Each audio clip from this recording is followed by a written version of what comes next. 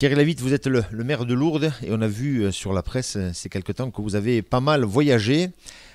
Nous allons d'abord parler d'un voyage que vous avez fait du côté de la commune de Nevers. Qu'est-ce que vous avez été faire à Nevers? Je suis allé rencontrer le maire de Nevers et son conseil municipal afin de finaliser le jumelage de Lourdes et de Nevers tel que je l'avais initié le 7 juillet 2016 lors de ma visite à Nevers, lors du premier spectacle Son et Lumière concernant l'histoire de Bernadette Soubirous. J'avais discuté avec les élus à ce moment-là et j'avais dit que si nous étions en responsabilité en 2020, je viendrai voir Monsieur le maire et son conseil le 7 juillet 2020. J'étais donc en relation avec le maire de Nevers pour finaliser le jumelage et je peux vous dire que j'ai eu un accueil très chaleureux de sa part dès le mois de juillet 2020 lorsque je lui ai mentionné l'envie forte de réaliser ce jumelage. Voilà. Quel était son accueil quand vous aviez été la première fois en 2016? Puisque à l'époque, on se souvient que une association lourdaise avait voulu refaire venir la chasse de Bernadette à Lourdes et que on peut dire que les relations entre la ville de Lourdes et la ville de Nevers n'étaient pas forcément au beau fixe. Ben, je ne sais pas si les relations n'étaient pas au beau fixe, mais j'ai eu l'impression, en initiant ce jumelage, qu'on allait pour le moins réchauffer les relations ou chauffer les relations entre les deux villes, ce qui me semble essentiel aujourd'hui. D'abord parce que c'est l'union entre deux populations au travers du chemin de vie de Bernadette Soubirous. Il démarre à Lourdes et il se termine par son décès à Nevers. C'est donc pour moi une évidence. C'était une évidence. Et d'ailleurs, je pense que le premier jumelage qui aurait dû se faire, c'était bien celui-là. Parce que l'histoire de cette Lourdaise a bouleversé l'histoire des deux villes, enfin pour le moins la nôtre. Et l'histoire est complète. Elle n'est pas incomplète. Elle se complète par justement la fin de son chemin qui se trouve à Nevers. Et d'ailleurs, pour y avoir été d'autres fois, le couvent Saint-Gildard est un endroit magnifique avec la pièce où soignait notamment Bernadette Soubirous, qui est une pièce à haute intensité émotionnelle avant de voir la chasse évidemment de Bernadette. Et puis aussi la réplique de la grotte de Lourdes au sein du couvent Saint-Gildard, qui est un très bel endroit. Est-ce que c'était aussi quelque part pour vous une visite de famille? Puisque je crois que vous avez des liens de parenté. Effectivement, puisque les parents de Bernadette Soubirous sont François Castero et Louise, François Soubirous, pardonnez-moi, François Soubirous et Louise Castero, et que les grands-parents de Bernadette Soubirous, du côté de Castero, sont Justin Castero et Claire Lavitte, qui est la sœur du grand-père de mon père. Donc il y a un lien familial, et c'est peut-être la raison pour laquelle déjà je ne vais pas à l'encontre des volontés des membres de ma famille, et pour m'être bien intéressé au fait de Lourdes et à l'histoire de Bernadette, j'ai les écrits donc, que le père Laurentin a cochés sur 3 ouvrages qui sont les Logias de Bernadette Soubirous et qui sont très explicites à la question qu'on lui posait, que vous y reviendrez, que dit-on à l'autre, que vous y reviendrez. Elle reprit avec assurance et gravité: non, jamais. Après ma mort, on pourra faire une tentative pour avoir ma misérable carcasse, mais en vain. C'est ce qu'elle écrit, etc., etc. Donc, preuve n'est plus à faire que les volontés de Bernadette Soubirous étaient de ne pas revenir à Lourdes. Donc, à partir de là, je pense que le débat est clos. Et je pense aussi que la mairie de Nevers, son maire et son conseil municipal, et les citoyens déjà ont très très bien pris ce jumelage, puisqu'il a eu beaucoup de retours, M. Thuriot, durant le week-end, et nous sommes revus à Paris dans le cadre du congrès des maires, et il m'a certifié que la population de Nevers était très très enchantée de voir ce rapprochement des deux villes. Donc je n'ai pas encore, à part les messages que j'ai reçus, j'en ai reçu quand même une centaine de la part de Lourdais qui m'ont félicité d'avoir été à l'initiative de ce jumelage. Alors peut-être que c'est une histoire de famille, ça je ne vais pas broder dessus, mais en tout cas le ressenti, déjà je pense qu'il faut respecter les volontés de chacun. Donc ça c'est un débat qui est derrière nous. Et je pense aussi modestement que c'est un moment historique quand même pour la ville, j'ai eu deux maires qui m'ont appelé, deux anciens maires de la ville de Lourdes, qui m'ont appelé pour me dire que c'était une excellente idée d'avoir rapproché nos deux cités. Alors derrière ce rapprochement, bien, il s'agit là déjà de se rendre compte qu'on a beaucoup de points communs et de lancer de nouvelles coopérations, de nouveaux axes de travail entre les deux villes. C'est ça, c'est qu'aujourd'hui, donc, à travers le jumelage, après, il faut faire vivre ce jumelage. Alors, quels sont les projets et les atouts de ce jumelage? Dès les premières heures de notre rencontre samedi, nous avons longuement échangé avec, puisque j'étais accompagné de Madame Sylvie Mazurek, l'adjointe à la culture, au patrimoine et aux écoles, ainsi que de Monsieur Mohamed Ilmi, qui est l'adjoint au sport et jeunesse. Et donc on a eu un échange à bâton rompu avec l'équipe municipale d'en face. Et cet échange a permis très vite d'encadrer plusieurs axes de travail, notamment en premier lieu les échanges évidemment humains, puisque pour construire une relation durable, il faut avoir déjà un climat de confiance qui s'installe et qui soit durable et pérenne. Et c'est ce qui a été très vite le cas, puisque le maire de Nevers, M. Thuriot, est un homme très simple, qui était bâtonnier à Nevers, et une grande intelligence, mais une grande intelligence des situations, et un homme très simple, je disais, qui a mis d'emblée les moyens d'une discussion facile et sans embâche. Donc on a trouvé très vite des axes de travail, ne serait-ce que sur le tourisme, alors le développement économique aussi en créant un partenariat avec la ville de Nevers définitif, qui elle-même fait partie d'un réseau de villes médianes auquel nous allons accéder. Alors ce réseau de villes médianes, il s'inscrit entre les petites villes et les métropoles, puisque quand même les politiques aujourd'hui nationales ont tendance à aller vers les métropoles, ne serait-ce qu'on en reparlera après sur les mobilités. Et donc ce réseau des villes médianes a pour objet de faire vivre ces villes intermédiaires et d'y poser dedans des axes de travail. Alors, qu'est-ce qui nous rassemble? Aujourd'hui, on se rend compte qu'à Nevers aussi, Nevers est très tourné sur un cluster vélo. Lourdes s'engage dans Ville Vélo, département vélo, et faire en sorte que l'ADN de notre territoire, qui est quand même bien objectivé par le Tour de France, nous puissions travailler ensemble sur la filière vélo. Je rappelle que Look est sur Nevers. Ensuite, tout ce qui est santé, numérique, où la ville de Nevers est très très en avance sur la ville de Lourdes en ce qui concerne la numérisation de toutes les actions. Le tourisme donc, et la culture, co-construire des événements autour du parcours de Bernadette, que ce soit au titre du confessionnel, mais aussi au titre de tout ce qu'on peut mettre en avant en termes de patrimoine culturel. Et Dieu sait si Nevers regorge de richesses culturelles. Et puis certainement créer une fête commune autour de la Sainte Bernadette le 18 février, pourquoi pas, c'est ce que nous avons échangé. Et même pourquoi pas une course de vélo, puisqu'on parle de vélo, Lourdes-Nevers, Nevers-Lourdes. Et puis bien sûr des sports dont la pratique des deux côtés, c'est assez surprenant, mais nous le savons maintenant puisque tout le monde sait que l'équipe de Nevers joue en Pro D2 quand même, est aujourd'hui 7e de Pro D2 avec un gros budget et la chance d'avoir un mécène qui s'appelle M. Régis Demange, qui est un grand acteur du système économique français et qui pousse très fort derrière le club de Nevers. Et Lourdes aussi, donc c'est une terre de rugby, personne ne peut le contester. Donc on peut très bien aussi travailler sur ces axes-là.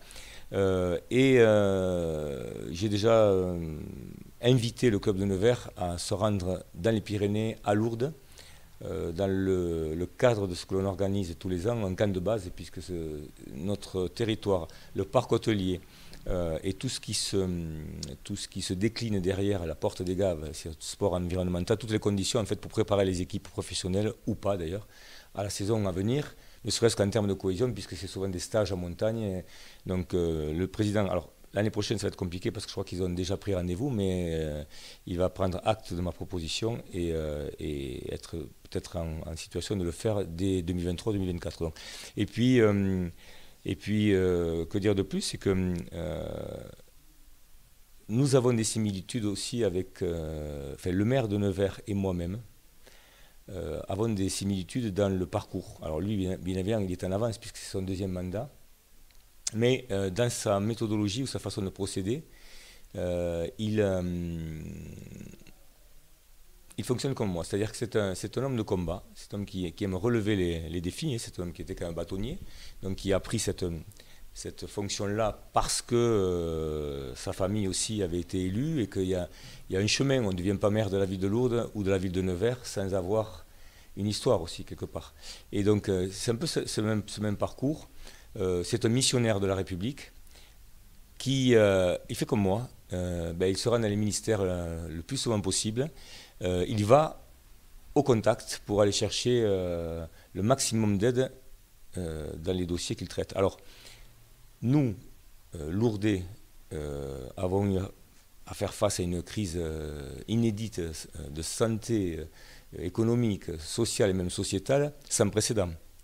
Donc, ce qui nous a amené finalement à avoir des ministres qui sont venus à Lourdes. Et je rappelle quand même, puisque j'ai quand même beaucoup de messages de témoignages positifs par rapport au fait que j'ai rencontré Emmanuel Macron avant-hier, de nouveau. Et j'ai beaucoup de messages positifs parce que les Lourdais, les habitants du territoire, font bien le distinguo entre l'aide apportée par l'État, et notamment le président de la République, qui est venu ici le 16 juillet, et un positionnement politique idéologique. Je rappelle que j'ai reçu Mme Delga, la présidente de région, il y a 10 jours, et nous allons lancer le projet LEN, le projet incubateur centre dialyse, dans quelques semaines, le cluster vélo. J'ai de très très bonnes relations évidemment avec Michel Pellieu, le président du département, puisque j'en suis un des vice-présidents, et d'excellentes relations avec Gérard Trémège au niveau de l'agglomération, puisque nous lançons le projet, les études sont lancées pour l'auditorium multimédia, qui verra le jour d'ici 3-4 ans, ainsi que le projet vélo au pied du Pic du Gers. Donc quand je vais au contact, comme le fait Denis Thuriot, auprès des ministres de la République, c'est aussi parce que je rappelle quand même que le président de la République, le chef de l'État, est venu le 16 juillet et que sa visite s'est soldée quand même par 210 millions d'euros, une poche d'argent, une volumétrie plus que conséquente d'argent public qui va permettre, cette poche, de construire l'hôpital commun pour 2028, qui est une relance quand même à l'économie des entreprises en grande difficulté sur le territoire via l'investissement en argent public, qui est aussi un projet structurant pour attirer des populations. Il faut un centre de santé public de qualité pour pouvoir attirer des populations qui veulent s'installer dans le territoire de Lourdes et des Hautes-Pyrénées de manière générale, puisque cet hôpital va avoir un réseau d'action assez important et un rayonnement, je pense, bien au-delà du département. Parce que c'est un hôpital qui sera hautement technologique. Sa visite s'est soldée aussi par un coup de boost incroyable à notre demande, puisque j'étais avec Michel Pellieu lors de sa visite au château. Nous lui avons demandé de mettre un coup de boost sur le projet route, la 4 voies, qui traîne depuis 32 ans. Eh bien, il l'a fait, puisque les réunions se succèdent et que le projet redémarre. Et je ne peux pas communiquer encore, parce que c'est le président du département qui communiquera, puisque c'est la compétence quand même si c'est une route nationale, je préfère lui laisser la primeur de la parole. C'est quand même le président du conseil départemental qui doit annoncer toute communication en ce qui concerne l'aménagement des routes. Mais enfin, le débat n'est pas plus que relancé. Le projet va voir le jour, en principe, en même temps qu'on ouvrira l'hôpital. Donc moi, j'ai tenu à ce qu'on corrèle les deux.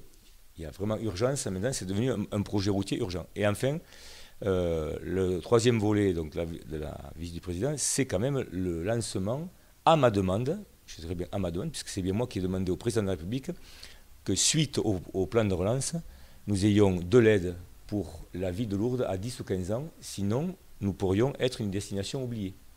Ce à quoi il m'a répondu favorablement, et ça a été suivi des faits, mais j'en parlerai dans le dernier point. Voilà, donc la visite du président de la République pour Lourdes, c'est un vrai grand rendez-vous qui va tout changer dans le devenir de la cité. Voilà, donc j'en finis donc avec Nevers. Le maire de Nevers et le maire de Lourdes font la même chose. Ils vont au contact des ministres pour faire avancer les dossiers. Alors évidemment, ça demande beaucoup d'énergie, c'est chronophage, mais c'est porteur, à chaque fois, c'est porteur de solutions. Donc je continue ma tournée des ministères, je n'ai pas fini encore. Parlons maintenant donc effectivement de votre deuxième visite après Nevers.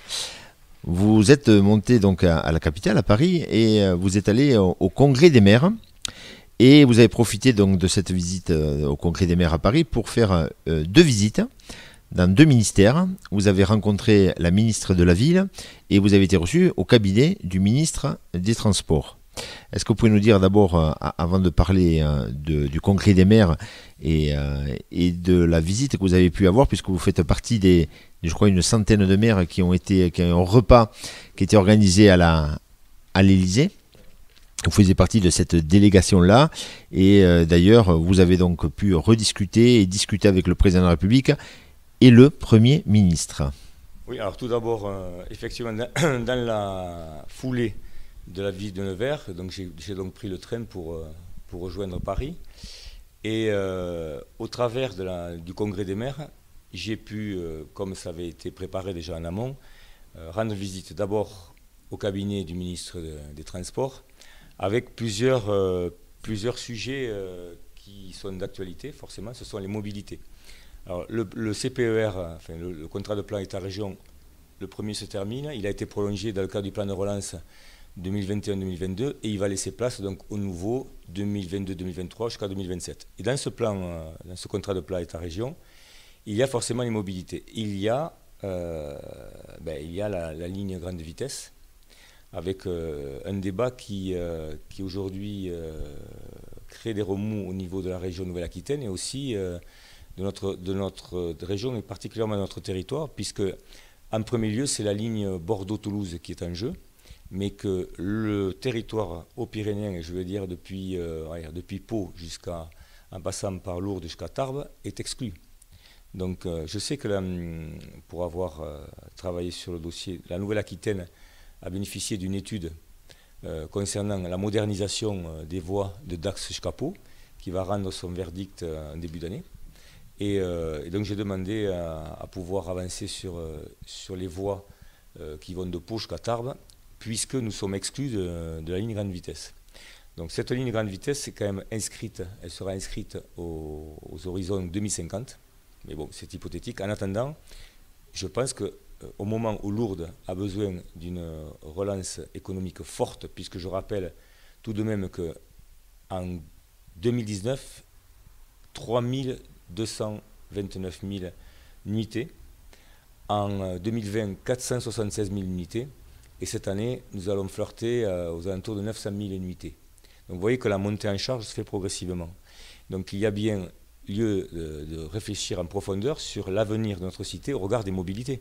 Je me suis battu avec d'autres, avec la présidente de région qui a porté le projet, et les parlementaires, mais j'ai quand même été très actif, il faut bien le dire, ces derniers mois pour que la ligne train de nuit que j'avais défendue en campagne municipale il y a presque 2 ans aujourd'hui, cette ligne voit le jour, en sachant qu'en seconde classe, ce sera 19 € et en première classe, 39 €. Alors cette ligne de train de nuit, elle passe par le centre, c'est-à-dire Orléans, Limoges, Toulouse, et elle se divise en 2, côté Catalogne et côté Lourdes, ça c'est déjà très bien, mais c'est insuffisant. C'est insuffisant parce qu'au moment où on construit territoire d'industrie, où on a des partenariats qui s'élargissent, où on défend la destination Pyrénées, la ligne grande vitesse, c'est un atout majeur. Alors, certes, le coût est énormissime, puisque le barreau, ne serait-ce que le barreau que l'on souhaitait de Dax à Tarbes, en gros, c'est 1,5 milliard d'euros. 1,5 milliard d'euros, c'est juste l'aménagement des 2 gares de Bordeaux et de Toulouse pour le barreau Bordeaux-Toulouse, qui est d'ailleurs contesté par le maire de Bordeaux, au passage je le dis, qui est contesté aussi par des élus départementaux de la Nouvelle-Aquitaine, ainsi que certains de Midi-Pyrénées, parce que l'investissement qui va être très très important des Hautes-Pyrénées n'est pas suivi d'effets rétroactifs pour nous.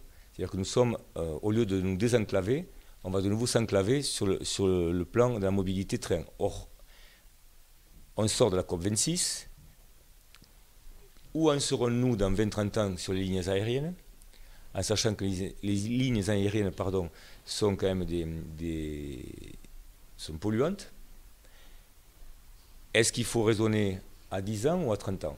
Est-ce qu'aujourd'hui, l'effort maximal devrait être porté sur le train? Donc, lors de cette réunion, j'ai mis l'accent sur le barreau ligne grande vitesse qui est exclu du programme, le PSO, le projet qui concerne donc l'aménagement ligne grande vitesse et notamment le barreau Bordeaux-Toulouse, qui en plus voit une complémentarité qui va plutôt descendre vers l'Espagne. Donc nous sommes exclus.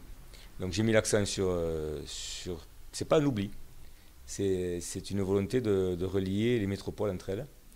Et à nous maintenant, alors certes, il y a peut-être d'autres moyens de compenser, et notamment de moderniser les voies, mais il y a tout un travail à faire, et notamment, ça commence par une étude. Ensuite, je voulais juste mettre l'accent sur la ligne train de nuit, où j'essaie de tout faire pour que la ligne soit inaugurée à Lourdes. Je pense que ce sera un symbole fort pour avoir un coup de projecteur sur la ville. Donc j'ai transmis ça au ministre, et j'espère que ce sera suivi des faits. Nous allons le savoir très prochainement. Voilà. Ça, c'était la première visite. La deuxième visite, j'ai été invité donc, par la ministre de la Ville, Madame Nadia Hay, lors d'un repas de travail avec une vingtaine de maires de France qui ont pour particularité d'avoir dans leur cité des quartiers prioritaires de la ville. En sachant qu'il y a 1514 quartiers prioritaires de la ville en France, il y a 5,4 millions de nos concitoyens qui vivent dans ces quartiers. Donc c'est quand même un enjeu majeur de société aujourd'hui avec la paupérisation que l'on connaît dans ces quartiers, l'absence de travail et des glissements idéologiques, si l'on peut dire, voire autres. Donc c'est un sujet majeur. Et la discussion que nous avons eue à bâton rompu a permis justement de faire remonter les problématiques que rencontrent les maires sur le terrain au regard de ces quartiers et notamment de la liaison avec les agglos qui portent le J politique de la ville et parfois les strates trop importantes entre le sol et le décisionnel. Donc, par exemple, moi j'ai fait remonter qu'il faut qu'il y ait une dichotomie entre le renouvellement urbain et le contrat de ville. Le renouvellement urbain, évidemment, ça passe par l'agglo, mais le contrat de ville, la municipalité doit être mieux représentée, beaucoup plus active sur ce sujet-là, mais pas que. Sur les bailleurs sociaux, sur ce que j'appelle le SAV du bailleur social. C'est-à-dire qu'une fois que le contrat est signé, qu'il y ait vraiment une action sur le terrain en termes de suivi derrière, entre autres. Et puis aussi sur les critères de sélection pour être quartier prioritaire de la ville ou pas. À Lourdes, pour quelques citoyens, nous n'avons pas pu englober l'opération NPNRU avec l'Andaré. Ça aurait été fantastique de pouvoir englober les deux quartiers. Ça n'a pas été possible au regard des critères. Donc voilà, toutes ces remontées auprès de la ministre font que dans le prochain contrat de ville, elle va en prendre acte et puis avec tous les partenaires définir un contrat de ville upgradé, si vous voulez, tenant compte de ces difficultés-là.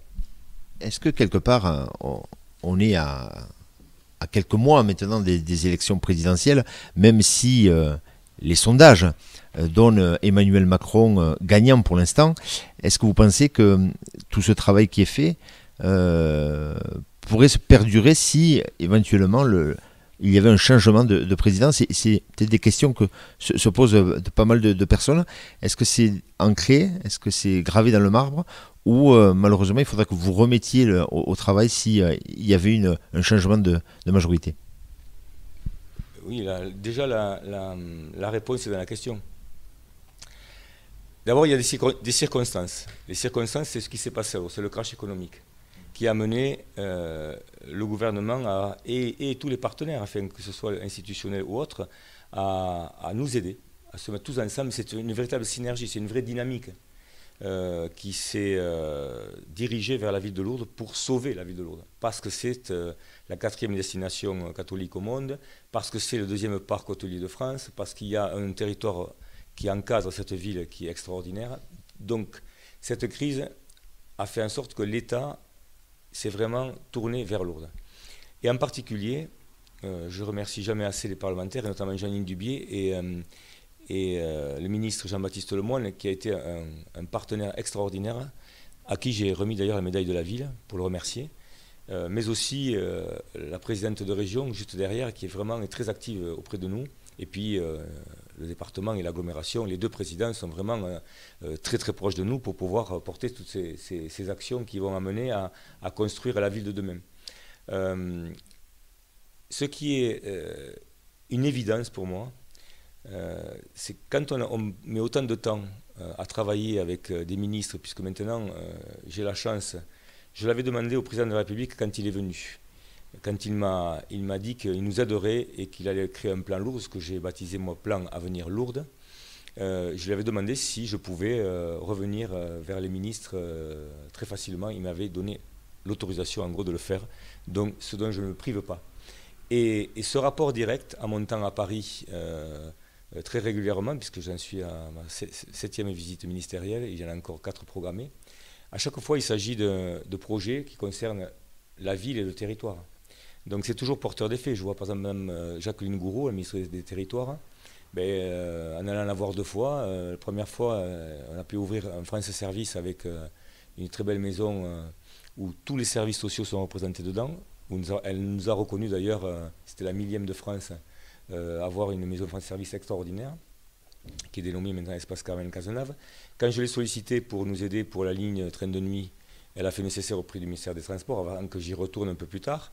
À chaque fois, elle a été très active parce que cette personne connaît bien les problématiques de terrain. Donc, chaque ministre, Monsieur Lemoyne, je n'en parle pas, le ministre des Transports, Madame Emmanuelle Vargon pour la NPNRU, le président de la République pour le plan de territoire, c'est-à-dire l'hôpital, la 4 voies, le plan Avenir Lourdes, le Premier ministre qui est venu, que j'avais rencontré en janvier, qui est un homme aussi de terrain, puisqu'il était maire de Prades, donc il connaît bien les problématiques de territoire. Et je l'ai rencontré donc, dans la 3e phase de la visite, qui était l'invitation à l'Élysée, où j'ai pu échanger avec lui, concernant notamment les mobilités et le contrat de plan, le nouveau contrat de plan sur les mobilités. Et il m'a assorti son discours d'une vraie volonté de nous aider, de continuer à nous aider et de se mettre en rapport très vite avec son cabinet. Son chef de cabinet était là.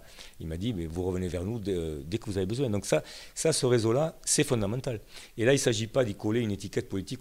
On est là sur du pragmatisme. On est sur une situation où Lourdes, il ne faut pas l'oublier quand même, Lourdes a vécu une véritable situation dramatique l'an dernier, avec plus de 2000 chômeurs d'un coup. Donc quand vous avez l'État qui revient vers vous, et moi, dans ma famille, on m'a bien élevé. Quand on me rend service au titre, attention, du Lourdais qui représente les Lourdais, je dis merci. Et je le répète, nous ne mordons pas la main qui nous nourrit. Alors en ce qui concerne le volet purement politique, avec le bloc aujourd'hui constitué autour d'Emmanuel Macron, régulièrement dans les sondages autour de 25-26%, on peut penser que Emmanuel Macron sera au second tour de la présidentielle qui arrive. Mais en politique, vous le savez, nous sommes à quelques mois quand même, et tout peut basculer en quelques mois. Donc je reste prudent. Ce qui est certain, c'est que si nous devions recommencer tout le travail de confiance et aussi de visualisation très très ciblé et très sensible qu'à l'État, qu'ont les ministres de la situation lourdaise, oui, effectivement, pour nous, ce ne serait pas une bonne nouvelle. Parce que ça veut dire qu'il faudrait tout recommencer et on peut... Vous savez, je vous donne un exemple. En 2011, Xavier Bertrand était ministre de la Santé et l'hôpital commun était en cours. En 2012, François Hollande est arrivé et le projet a été mis de côté. J'en veux à personne. Mais vous voyez, un changement de gouvernement sur des projets structurants majeurs peut amener une vision différente. Pourquoi? Parce que quand on est en gestion, je le vois au niveau de la commune, mais quand on est au niveau d'un département, d'une région ou de l'État, on doit trouver le point d'équilibre entre toutes les problématiques qu'il faut régler. Donc parfois, là aujourd'hui, on a le coup de projecteur sur la ville de Lourdes. Profitons-en. On va parler donc effectivement aussi, vous nous avez expliqué donc ces 2 rendez-vous avec le ministre de la Ville et le cabinet du ministre des Transports. Parlons maintenant du congrès des maires et des échanges que vous avez pu avoir, puisque vous avez rencontré le président de la République et le Premier ministre.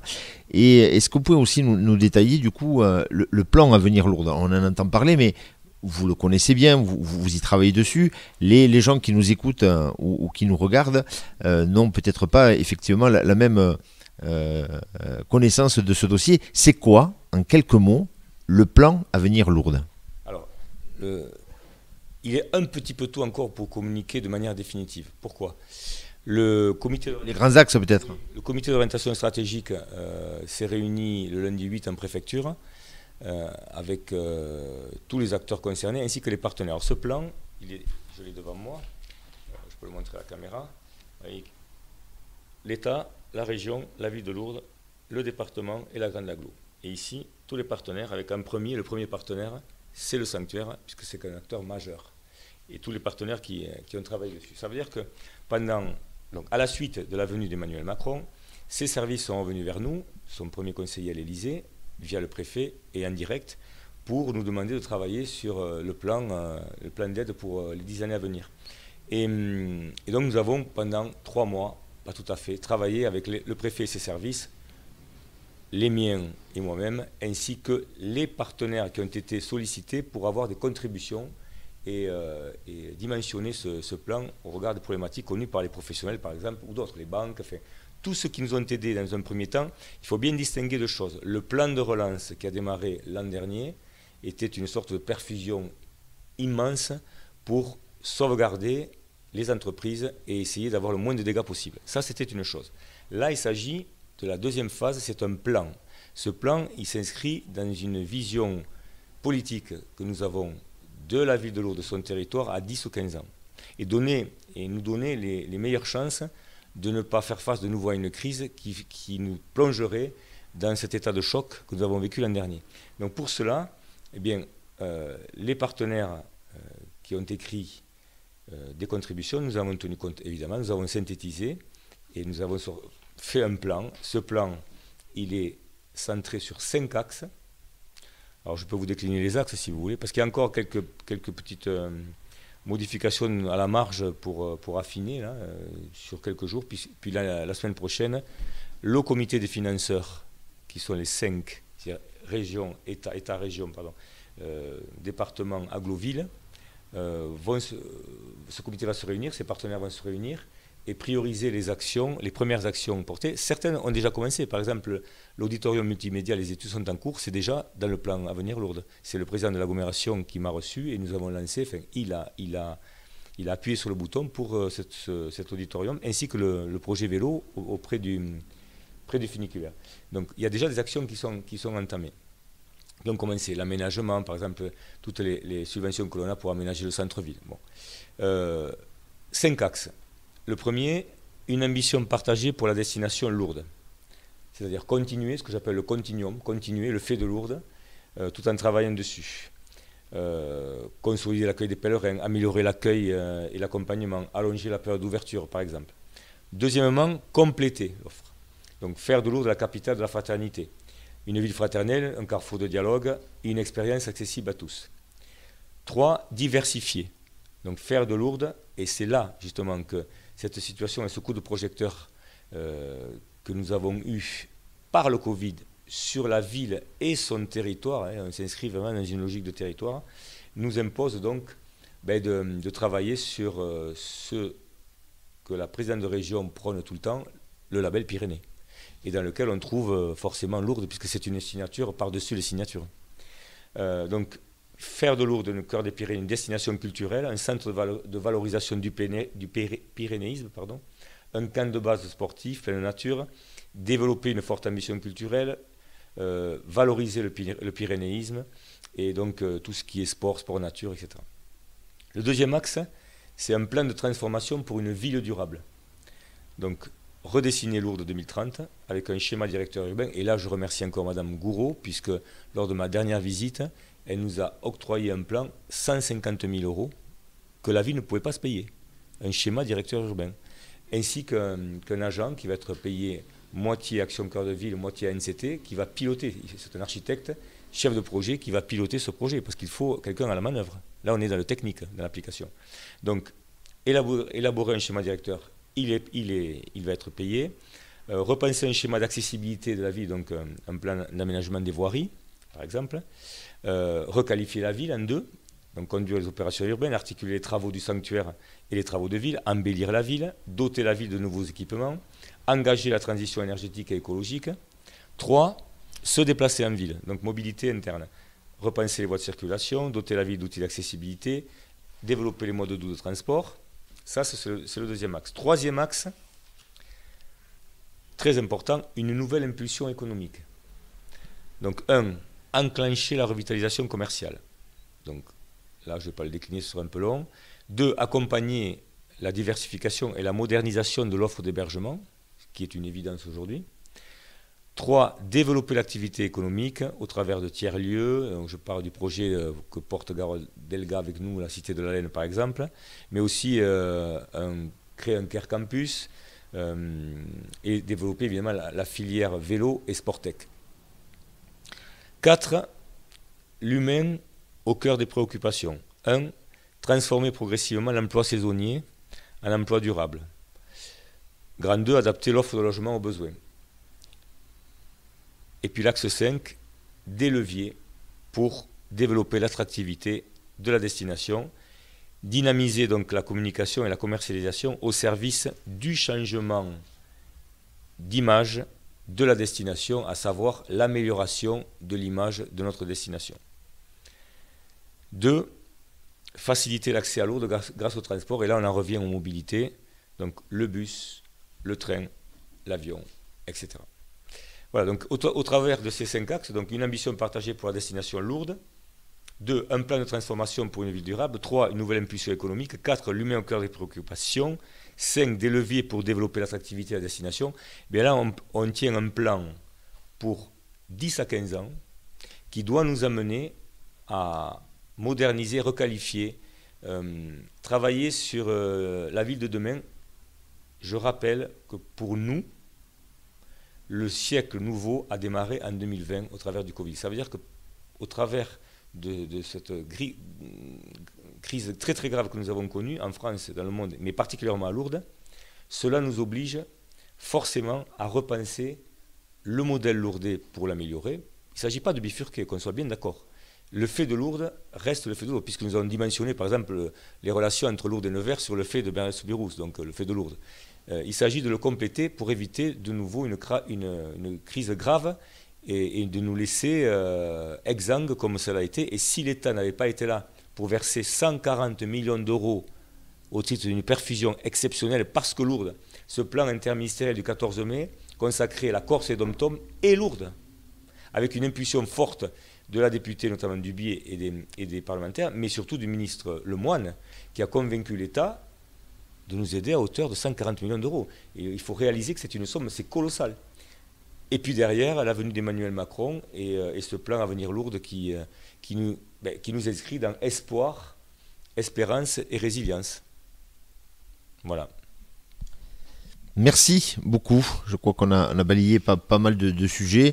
On a démarré avec votre jumelage à Nevers, on est passé par donc le congrès des maires et puis votre visite dans 2 ministères et puis ce plan Avenir Lourdes qui sera bien sûr détaillé d'ici quelques jours, je crois maintenant. Hein. Oui, alors le comité des financeurs se réunit la semaine prochaine.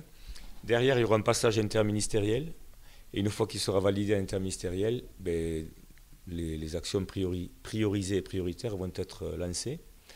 Je voudrais quand même dire aux Lourdais que l'équipe municipale que je dirige en tant que maire et les services ainsi que tous les partenaires à la préfecture s'inscrivent dans une véritable dynamique que tous les acteurs ainsi que les citoyens sont là pour réussir ce pari incroyable de contrainte en opportunité d'une ville qui était quasiment sinistrée l'an dernier. Croyez-moi, je ne ménage pas mes efforts, mais ces efforts-là, ils sont au service de la collectivité. Donc je m'inscris, moi en tant que maire, comme peut-être celui qui va impacter, qui va chercher les moyens d'eux, mais c'est l'affaire de tous en fait. Et c'est tous ensemble que nous réussirons ce pari. Et faites-moi confiance, je suis un combattant comme Denis Thuriot. Je reste dans un combat frontal, sincère, avec une seule mission, c'est réussir notre ambition nouvelle, faire de Lourdes une ville internationale moderne, qui a franchi le cap de la crise et qui va faire en sorte que, de nouveau, et j'y crois, certes la montée à charge est un peu lente parce que le Covid est à sa 5e vague et donc nous devons en tenir compte, mais Lourdes se projette dans un avenir radieux et je m'y emploie fortement. Je donne tout. Je fais tout ce que je peux pour réussir cette mission et je m'inscris dans une logique globale d'équipe, dans une équipe collective. Voilà. Nous sommes un collectif pour réussir ce fameux pari du changement.